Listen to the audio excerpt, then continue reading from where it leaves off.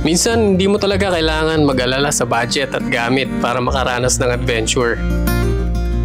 Pwede ka namang matulog sa waiting shed. Mga ibigan ng lokal tapos makigamit ng rooftop nila para matambayan. Kapalan yung mukha ng konti para makalibre ng fresh na pagkain. Tapos konting tapang para makadiscover ng magagandang lugar. In other words, huwag mo hayaang pigilan ng mga kakulangan mo, kasiyahan na hinahanap-hanap mo. Tara, sama ka sa amin. Samahan mo ang dalawang matatanda na isip bata. Samahan mo kaming i-enjoy ang mga simpleng bagay. Samahan mo kaming i-enjoy ang buhay.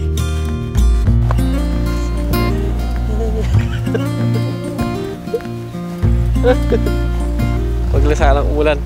Tara, ilog na tayo. Kita pala ilog dito eh. Ilog? Ilog. Ano sabi ko kanina pa eh? Ano? Zero invisibility. Kasi hindi natin makita yung kalsada eh. Ang galing mo talaga.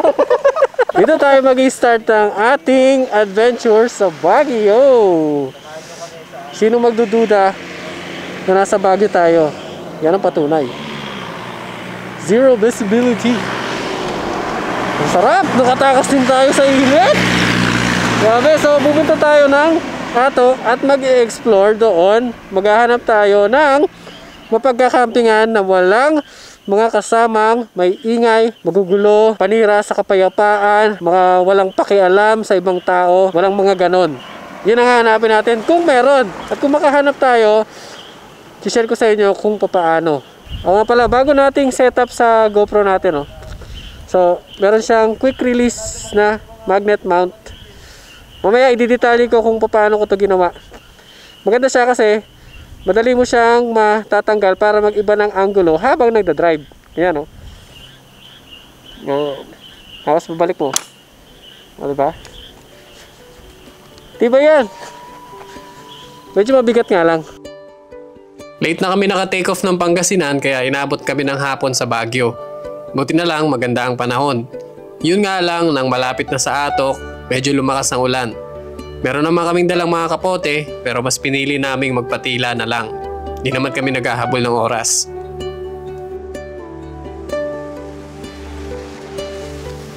Dapat didiretso na kami sa target naming location para makapag-camp pero hindi mo namang hindi mapapahinto sa ganyang agandang view.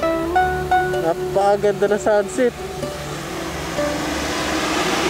Actually, patapos na yan. Kanina pa kami nag-enjoy kasi ang ganda ng kulay ng ng langit kanina. Tapos mga posisyon ng ulap. Ulit talaga. Ganito talaga kami pag bumabiyahe. Sinusulit yung mga maliliit na sandali na nagpapaalala sa amin na napakaganda ng mundo. At minsan, kailangan lang talaga nating huminto para ma-appreciate kung gaano kalaking biyaya ang meron tayo. Nakarating kami sa destinasyon namin na mag-aalas 8 ng gabi. Pinuntahan namin ang bahay ng isang lokal na naging kaibigan natin sa isang adventure natin noon sa Atok. Ito na yung tindahan, sarado. Yan sana yung ating papakiusapan. Si Ate Gemma, kasi last time kasama ko si Brother Eli, nakapunta na kami dito at inakit namin yung Mount Cotnon. Akala ko dito sila nakatira. Yung pala tindahan lang talaga, nakakandado na eh. So hindi naman tayo pwede mag-trespass. Hindi tayo pwedeng basta-basta mag-overnight sa bundok. Ganun talaga. May mga bagay na hindi aayon sa plano. Lalo na kung wala naman talagang plano. Kaya naghanap na lang kami ng ibang mapupwestuhan para makapagpalipas ng gabi. At dito nga kami napadpad sa isang waiting shed sa gilid ng daan. Okay na sana, kaya lang wala kaming pagkaing nabili. Lahat ng tindahan sarado na. Iisang pakete lang ng noodles ang meron kami. Buti na lang may ligaw na sayote sa gilid ng daan. Pumitas kami ng ilan pang sahog sa noodles. Pag murang sayote ay pwedeng kainin ng hilaw. Try mo, pre. Yan, nakatikim na ako nito. Masarap. Parang natatakot ka. Totoo yun, pre. Totoo nga. Naniniwala naman ako sa'yo.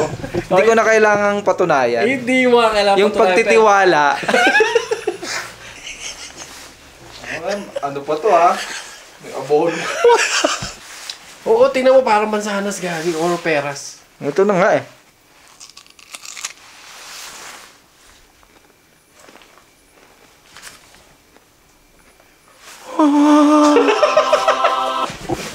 Ito seryoso, di ba? Masarap siya eh, di ba? Ang kalasa niya ay Oh, peras. Oo. Pero, may pagkano siya eh. Hindi ko Hindi yun din ako natikman ko siya eh. Unang naisip ko peras dahil sa texture. Tapos mayroon pang isa. Balimbing. Balimbing, pero... Tanggalin mo yung pagkahinog niya. O, diba? Pag kayo nagkaroon ng pagkakataon na makatikim ng sayoteng mura, hilaw, promise. Paano pag yung dadampot sila sa palengke dun sa Maynila? Yung may buhok-buhok pa na sayote. Huwag yun sa palengke. Ngayon, magugulang na kasi yun. Hindi. Na-try ko siya eh. Saka...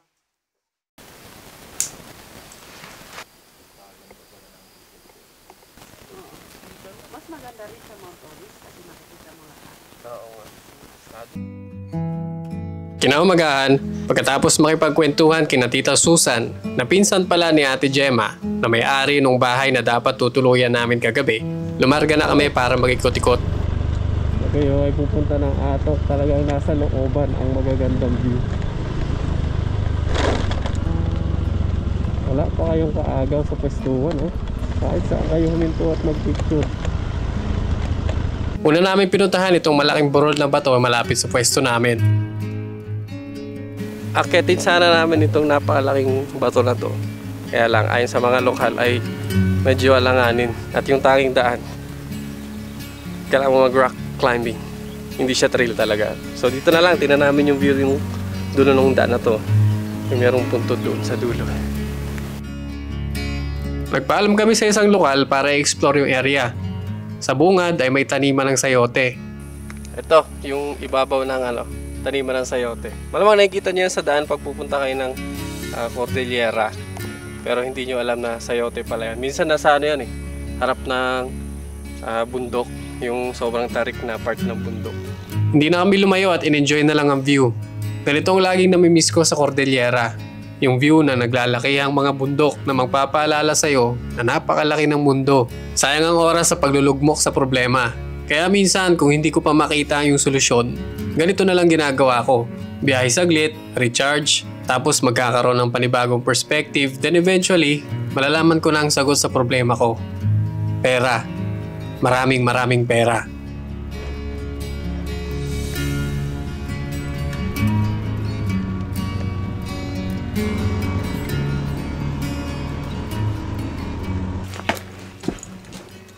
Po, Ate Gemma. Hello. Ay, makala ko di wala akong maalala eh. Hello, pasalubong. Ay, thank you po. Buti na lang, naabutan ka namin. Oh. Thank you. Buti bumalik kayo ulit.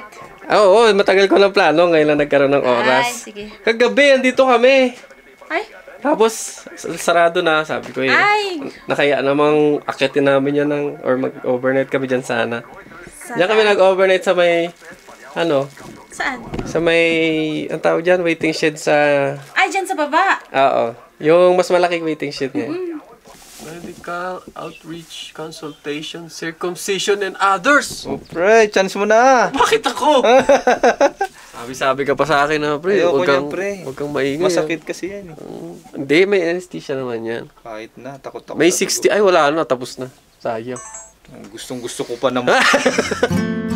Pagkatapos mamili ng pagkain, ay inalok ni Ate Gemma ang rooftop nila para makapagluto kami at makakain. Simpleng nilagang itlog lang tapos dilata ang tanghalian namin. Balahibo. Balahibo. Hindi pa nila kaya taluban. Pag lumaki na yan, hindi na yan tatakas. Tatakas na po ito pagkon. Ay, gano'n? Oo. Hindi sila yung namamahay. Oo, hindi. Tatakas po mga ito pag lumaki na. Ayun. Ang pangalan nila, pre? Martinis po. Yung mga ibon na yung black knight. Ah, sila siguro yung mahilig umaligid sa drone pag Parang no? magpapalipat sila yon. Oo. Kayo pala yun ha. Kayo pala yun.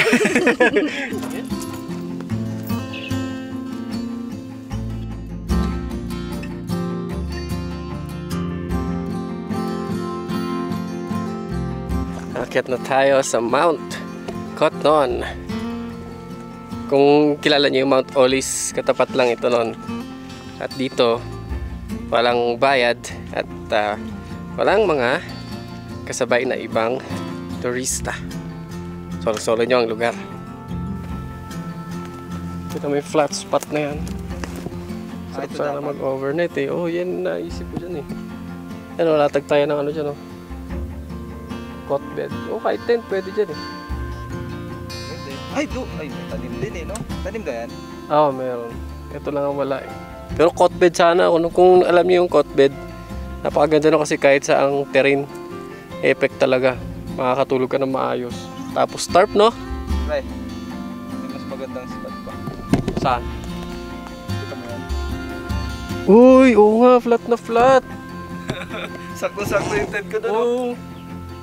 Ano? Sa pang-overnight? Oo, tara. Okay lang. Wala akong trabaho eh. Siklip. Sarap pre, oh. Tapos tignan mo, pag pag Pagising mo, konting gulong mo lang, konting ayos mo. Dapat yung zipper ng tent mo, doon nakaharap. Oo, no? Kasi pag bukas mo, magandang ganda view. ng view. Mag-iinat-inat ka. Oo. Tapos titilaok na yung manok ni San Pedro. Tumatagos ka na pala. Bangin eh. Ayun, pwede dyan tent mo. Oo. Ayun, diretso bangin show. Pero naalala ko yung lamig kagabi. Wag na lang. Nasa ano pa tayo nun ha? Waiting shed pa tayo nun. Kung ganito lang sana, kung hindi na lalamig pa sa ganitong klima, okay lang. Dito may puno ko eh, pwede magsabi tanto yan. Wow! Hindi nakakasawa kahit pangalawang beses ko na. Ganda pa rin. Biruin mo sa iba, magbabayad ka na, makikipagsiksikan ka pa. Dito, libre lang, solong-solo mo pa. Malayo talaga ang nararating ng pagiging palakaibigan sa mga lokal. Sobrang nakakatuwa pa kapag tinuring ka na nilang pamilya. Pagbaba namin, inalok kami ni Ate Gemma na mag-harvest ng carrots na tanim nila. Pabaon niya daw sa amin sa pag-uwi. Siyempre, hindi namin tinanggihan. Lahat to pwede na. Ganun lang kadali. May nakita kami kagabi, mga iniwan na lang. Asan? Ano yun? Ay, red check. Yung red check po yung mga yun. Bakit nire-reject? Kasi yung may mga bitak po. Tapos yung, ano bang alam doon? Yung, Pag maliit? hindi, pwede pa yung maliit. Pag sira na, ganun. Yan po yung mga naiiwan. Ito mga okay to mga to. Lalaki pa lang. Ilang buwan yan mga Kinakain di ba ang dahon nito? Hindi po. Ay hindi. Kahit mura, hindi. Hindi. Hindi siya ginugulay. Hindi. Yan lang. Sana may makuha ko maliit. Masarap papakin yung maliit eh. Ang lalaki. Wala na, malalaki ata yan. Oh, ito pre, mali ito. Ay masarap yan. Oh. Papakin natin yan sa pasdong. Oh, ito malaki pre, giant carrots pre. Ngayon lang kayo nakakuha ng ganito kalaki. No. Hindi. Dati po. Kala ko bida na ako eh. Bunot mo pre, nabungkal yung buong garden. yung bunga. Ang pinakamalaking puno ng carrots na nakita ko. Okay, bunutin mo.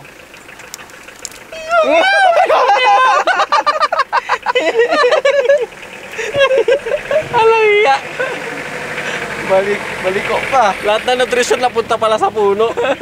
Kaya pala laki-laki. Kaya pre, maniniwala ka na wala sa panlabas na anyo. Oo. Balik ko siya. Reminds me of myself. Bakit? Yung daliri mo? Oo, minsan kasi nakaganyan yun doon. Batak pa batak. Dami. Kami na po niyan. Magkano na to sa Maynila? Oo, tapos yun sa Maynila hindi pa fresh. Ito, pasok talaga sa kategorya ng priceless. Walang katumbas na halaga yung mga ganitong experience. Hindi ko to pagpapalit sa kahit anong mag-aarbong bakasyon na pwedeng ibigay ng pera. Kung straight cash, baka pag-isipan ko pa. Oo nga pala, itong mga adventures namin na to, open na para sa lahat. Kailangan nyo lang mag-send ng proof na meron din kayong Freedcon Intercoms. Message nyo lang ako sa Facebook page ko at isasali ko kayo sa GC. Medyo marami-rami na rin nakasali na nakasama na natin sa mga naging adventures natin itong mga nakaraang buwan na wala tayong uploads. Kaya kung gusto mo rin ng ganitong adventure, bumili ka na ng Freedcon Intercoms at sumama ka na. Iniwan muna namin yung mga harvest na carrots kina Ate Gemma. May tinuro kasi silang ilog na sakop pa raw ng Atok. Na-curious kami dahil akala namin sa kabundukan lang ang sakop ng Atok. Kaya naman di na kami nagdalawang isip na puntahan yung sinasabi nilang lugar. Papahinga lang natin yung ating preno. Medyo malambot na eh. Mga 5 minutes. Tuloy-tuloy yung palusong. Talagang walang pahinga. Kung nakapunta na kayo ng Lake Tabeo, medyo mas malala pa to kumpara sa Lake Tabeo. Yung pababa galing Lake Tabeo. Dyan ako sa dinaanan mo. Michelin naman kaya Michelin naman oo nga. Huwag na. Ayan na, bumaba na ako.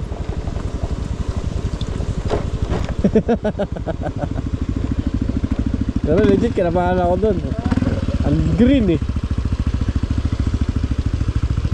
Misa na ako kanina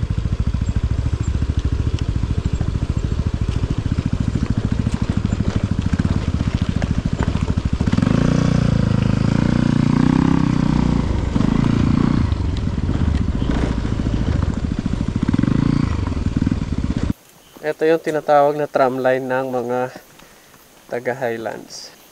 Parang kasya ka dyan, pre. Oo nga Pero na-try ko na kasi yan. Oh, Ikaw, pre? Hindi ko pa nakikita Na-try ko na yan. Tignan ko lang kung kasya ka nga talaga. Hindi, na-try ko na kasi. Ayan, ang tarik kasi nga naman, no? Kung lalakarin nilang sampa-sampa sa balikat nila yung mga gulay. Oo. Kaya maigi. Sasampa na lang nila dyan. Ito yung motor, nakabalot.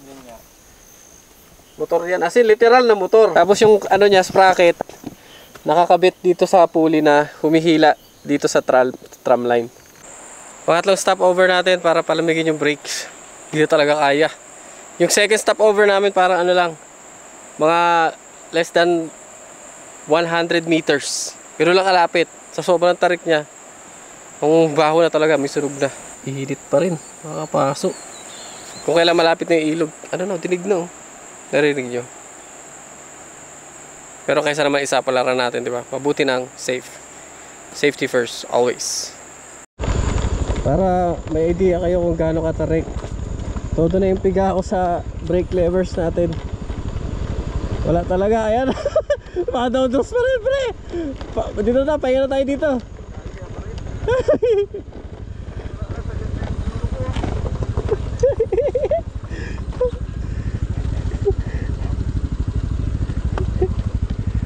Wala na talaga. Malamang.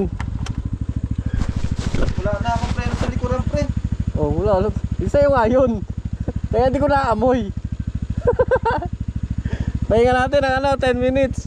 Wala na, todo na yung piga ko kanina. Bilis pa rin ang andar Sobrang tarik talaga Hindi to kaya ng mga stock na maliliit na motor. Tapos disc brake saka drum brake. Talong parehong drum brake. Baho, pre. Baho, may sunog. Dahil hindi nakaakyat, bahala na. Ito na yung dulo ng kalsada sa likuran. Tapos wala kayo ibang choice kundi tumawid sa ilog papunta sa kabilang side. Kung may dalang sasakyan. Pero meron naman silang tawiran ng tao na footbridge. Kalahin mo may ilaw sa Atok. Kala ko puro bundok lang sa Atok. Medyo nag-uulan kaya yung kulay niya hindi masyadong clear. Pero pag daw ay walang ulan, blue yan. As in fresh na fresh mountain river.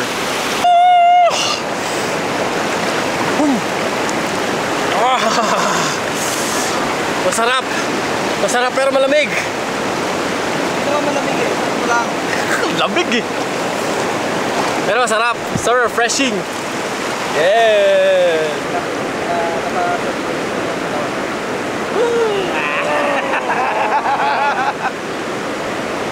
Parang combat lang.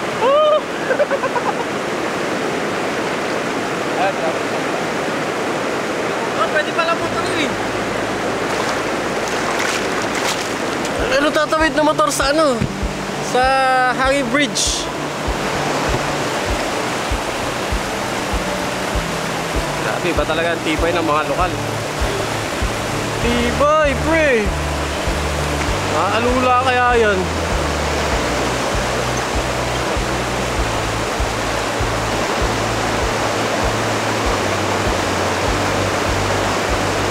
Try natin.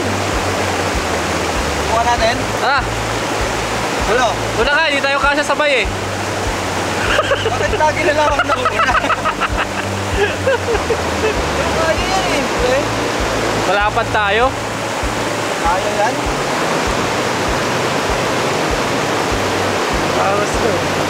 Pag lokal talaga.